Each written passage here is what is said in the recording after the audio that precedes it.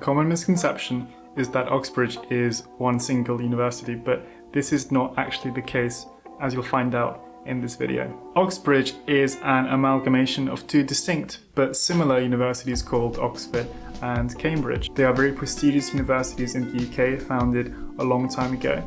Oxford was founded in 1096 and Cambridge was founded in 1209 after some of the scholars at Oxford got into a dispute with the local townspeople, so they left and founded Cambridge University. One of the most defining features of both Oxford and Cambridge is that they are collegiate universities.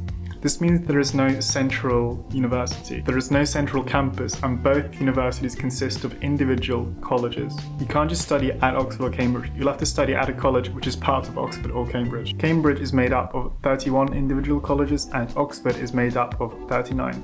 Some are for postgraduates only, some are for women only, and others are for everyone. Some of these colleges you might have heard of or seen, for example, King's College Cambridge or Christ Church College Oxford are both very famous colleges, but there's many colleges you probably haven't even heard of. A good analogy is that Oxford and Cambridge are each like a country, and each country has individual states. Some states are big, some are small, some are new, some are old. These states are like the colleges which make up the universities of Oxford and Cambridge. Although each state is different and unique, they're all part of one country.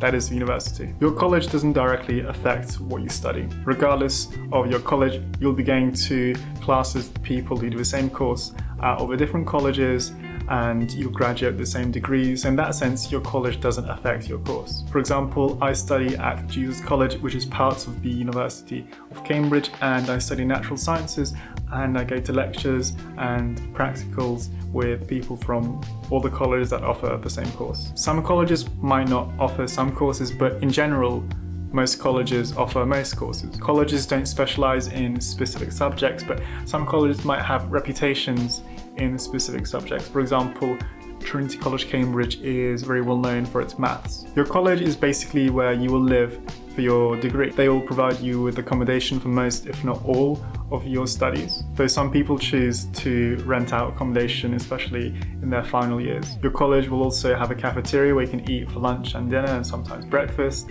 and they also have fancy dinners called formal halls, which are actually quite affordable. For example, at my college you get a really fancy and very nice 3-course meal for under £8. Colleges also have many facilities that you can use, usually libraries or gyms or sports grounds. Another thing that sets Oxbridge apart from other universities is that some of their classes, called Supervisions at Cambridge or tutorials at Oxford, are in a very special format. They are classes where usually 2 or 3 students will sit with an academic who'll go over the lecture content or will go over work that they set you in the previous supervision. This style of teaching is what really sets Oxbridge apart. The supervisions and the tutorials are organised by someone who is based at your college, but the supervisors or tutors can be from any college. For me, most of my supervisors were from a different college. And in general, I'd say that the quality of those classes will be the same regardless of which college you're at. If you want to apply to Oxford or Cambridge as an undergraduate, you can't apply to both universities in the same year. When you apply to either Oxford or Cambridge, you'll have to choose which college you want to apply to, and this is a college that might give you an interview and might give you an offer. There's also a system where if a college doesn't have space for you but they think they're good enough, they'll put you in the pool where other colleges might accept you. So that means you could apply to one college but be accepted into another college. If you can't choose a college, then you can do an open application, and this means you'll be allocated a college like kind of randomly. I strongly recommend you don't do an open application because you're more likely to end up at a less rich college. This is something I go over in detail in one of my other videos. I've also made a whole video explaining how to choose a college if you're applying to Oxford or Cambridge, and I've also made a detailed flowchart that helps you choose a college at Cambridge. Thank you for listening. If you like what I'm doing, please consider subscribing or liking to support my work. If you have any questions or suggestions, anything, just pop them in the comments and I'll get back to you. And yeah, thanks for listening.